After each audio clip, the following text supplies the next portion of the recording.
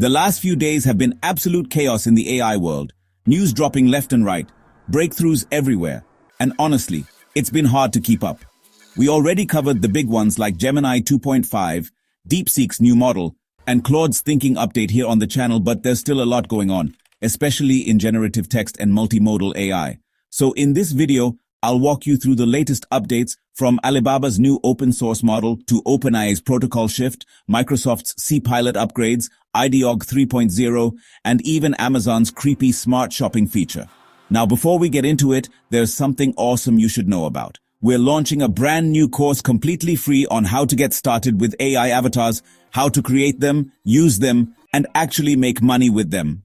It's 100% free, but spots are very limited. So we're only giving early access to those who subscribe through the link in the description. Just leave your email and you'll be the first to know the moment it drops. And here's a bonus.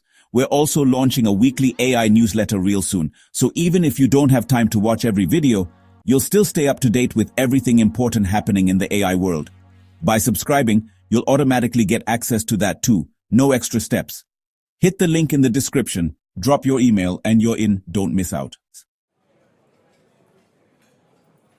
Alright, now let's start with Alibaba, one of China's biggest tech giants. On March 26th, they dropped a new multimodal model called Qwen 2.5 Omni 7B, and it's kind of great.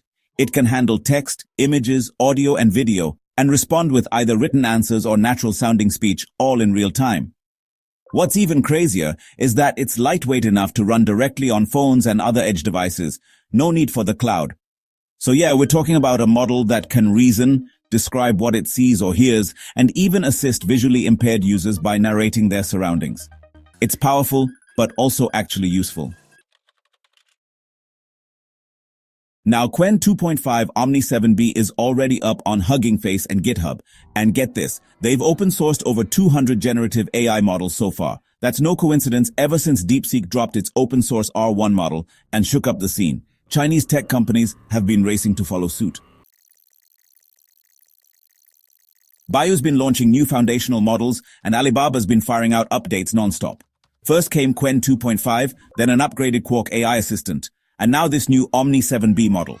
They're clearly not slowing down, and it's not just about cranking out models. Alibaba's also dropping $53 billion over the next 3 years into cloud and AI infrastructure. That's more than they spent in the past 10 years combined. According to Kai Wang from Morningstar, this puts them in a perfect spot to ride the AI boom in China. They've even teamed up with Apple to bring AI features to iPhones sold in China and just announced a deeper partnership with BMW to power smart features in next-gen vehicles. So yeah, if you still think of Alibaba as just a shopping platform, you're way behind. They're going all in on AI.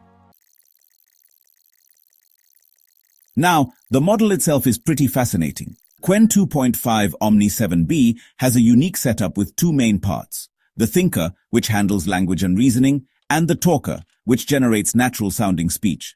This split design helps avoid the usual problems multimodal models face when they try to do too much in one pipeline. They also added this clever trick called TMR-OP, timelined multimodal rotary position embedding, which lets it sync audio and video perfectly, like narrating scenes with precise timing. Performance-wise, it scores well on benchmarks like OmniBench, supports in-contextual learning, and after some reinforcement learning tweaks, even speaks more clearly with fewer awkward pauses or mispronunciations. So yeah, if you're looking for one model that can see, hear, think, and talk, this one checks all the boxes. Alright, so that's Alibaba. Meanwhile, OpenAI is not sleeping on new collaborations. They just announced support for Anthropic's Model Context Protocol, MCP. Anthropic is kind of a rival but also a partner in certain respects. MCP is a standard that basically helps AI assistants pull the right data from whatever sources they need.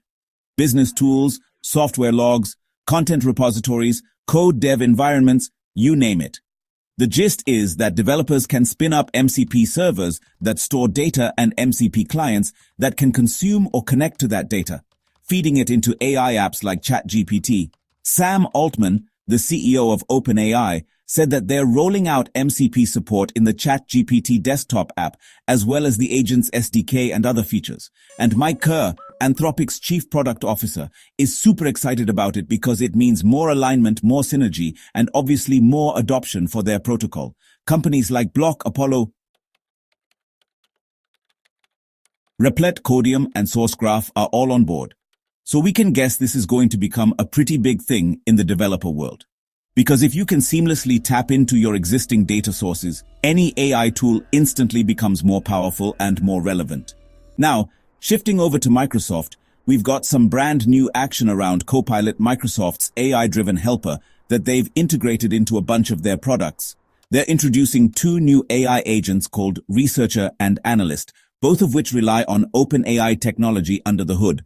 Researcher is built on OpenAI's deep research model, and its job is basically to gather and analyze info from your internal documents, emails, chat messages, and even the web. So, let's say you're working on a new product launch strategy. Researcher can scour your company's existing data and do some additional web queries, then combine those findings into a cohesive plan. Analyst, on the other hand, uses OpenAI's O3 mini reasoning model. It's all about crunching large data sets with an iterative chain of thought approach. Imagine giving it a bunch of raw data from your sales pipeline or your inventory system, and it just whips up an insight on the spot, like how your sales might trend in the next quarter. Analysts can also handle Python code, and Microsoft even lets you watch that code in real time so you can see how it's working under the hood. Plus, the Python environment means you can run quick data manipulations or visualizations with minimal friction. That's pretty sweet for anyone who's not a full-blown data scientist but still wants the power of advanced analytics.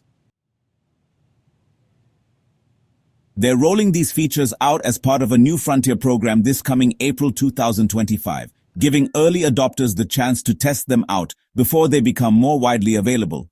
It definitely feels like Microsoft is pushing Copilot to become the central hub for AI-driven workflows, especially since they've also teased expansions in Copilot Studio so users can build their own custom AI agents with minimal code. In the text-to-image space, Idaho just released its 3.0 model. It's a major upgrade over the previous version. Hands look more realistic, lighting and color control are sharper, and overall scene quality is cleaner and more usable. One of the standout additions is style references. You can upload up to 3 images, and the model uses them to match the style you're going for. No need to write out long prompts. It picks up on the visual tone automatically. And if you want something different every time, there's a random style mode that pulls from 4 billion styles. It's quick, flexible, and actually gives you useful results, especially for creative work. Beyond that, Ideogram 3.0 integrated with Canvas, so you can do magic fill, extend or replace backgrounds. Imagine you have a partially completed design, and you want the AI to fill in the rest or change the background seamlessly.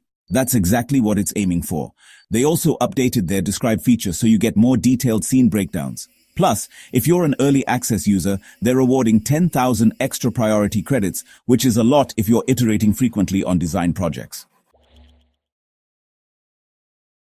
This model builds on the foundation of Ideogram 2A, which they launched on March 7, 2025. Back then, it was already doing some advanced text rendering, but apparently 3.0 is a major step up. Then there's Amazon's new AI-powered interests feature, which is a bit of a curveball compared to the rest.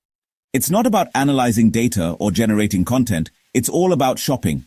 You type in what you're into, like high-end coffee gear or quirky home decor under $100, and the AI keeps scanning Amazon's store for new stuff that fits. When it finds something, it lets you know. It's like having a personal shopper that actually gets your taste and never sleeps. They're rolling this out to a small subset of US customers right now on both iOS and Android plus the mobile website.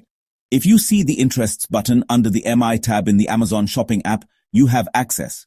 It's using large language models behind the scenes to parse your natural language prompt into a set of attributes that a more traditional search might use. And Amazon says it's hooking into generative AI features like Rofus AI shopping guides and those review highlights we've been hearing about for months. It's basically part of a broader push to make Amazon's entire shopping experience more personalized, so you don't have to keep manually searching for new stuff that aligns with your niche tastes. Plus, it's always running in the background, so you'll get continuous updates.